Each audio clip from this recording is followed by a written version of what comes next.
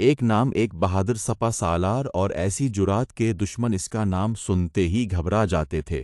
صحرائے عرب کی خاموش راتیں اس مرد مجاہد کی بہادری کی گواہ ہیں۔ جب بھی کوئی مشکل، خفیہ اور خطرناک مہم سامنے آتی، ایک ہی نام سب کی امید بن جاتا، اور وہ نام تھا حضرت غالب بن عبداللہ لیثی رضی اللہ عنہ کا۔ حضرت غالب بن عبداللہ لیثی رضی اللہ عنہ اسلام کے ان بہادر سپہ سالاروں میں سے تھے جنہیں رسول اللہ صلی اللہ علیہ وسلم اہم اور مشکل ذمہ داریاں سونپا کرتے تھے۔ رمضان 7 ہجری میں اللہ کے رسول اسلم نے آپ کو ایک چھوٹے سے دستے کے ساتھ بنو ملوح کی طرف روانہ فرمایا۔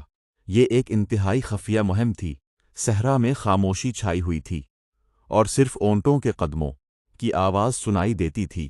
حضرت غالب رضی اللہ عنہ نے اپنے ساتھیوں کو ایک گھاٹی میں ٹھہرنے کا حکم دیا اور خود دشمن کے کیمپ کے قریب ایک پہاڑی پر جا کر لیٹ گئے تاکہ دشمن کی حالت اور منصوبہ دیکھ سکے۔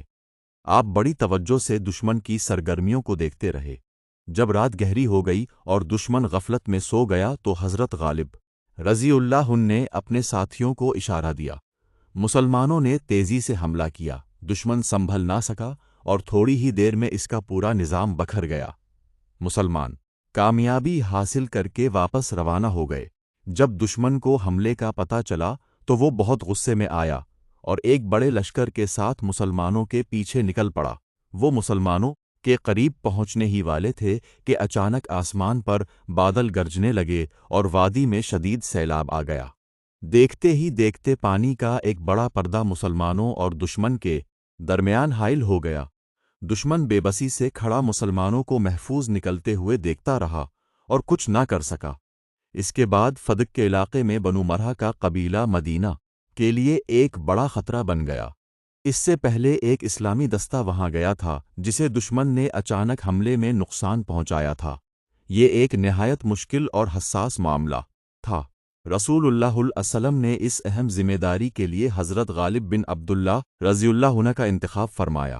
آپ 200 بہادر مجاہدوں کے ساتھ روانہ ہوئے۔ آپ نے ایسی بہترین حکمت عملی اختیار کی کہ دشمن کو سنبھلنے کا موقع ہی نہ ملا۔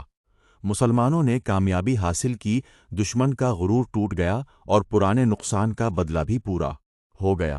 حضرت غالب رضی اللہ عنہ فتح کے ساتھ مدینہ واپس لوٹے۔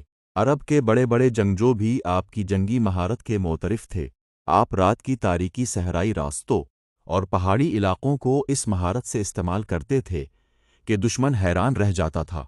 اکثر دشمن کو یہ بھی معلوم نہیں ہوتا تھا کہ حملہ کس طرف سے ہوا ہے۔ یہی وجہ تھی کہ جب بھی کوئی مشکل اور پیچیدہ مہم درپیش ہوتی تو حضرت غالب بن عبداللہ لیثی رضی اللہ عنہ کا نام لیا جاتا۔ آپ اسلام کے ان عظیم بہادروں میں سے ہیں جن کی قربانیاں اور شجاعت ہمیشہ یاد رکھی جائیں گی۔ آپ کا حوصلہ مضبوط تھا، آپ کا عزم پختہ تھا اور آپ ہمیشہ حق کی سربلندی کے لیے تیار رہتے تھے۔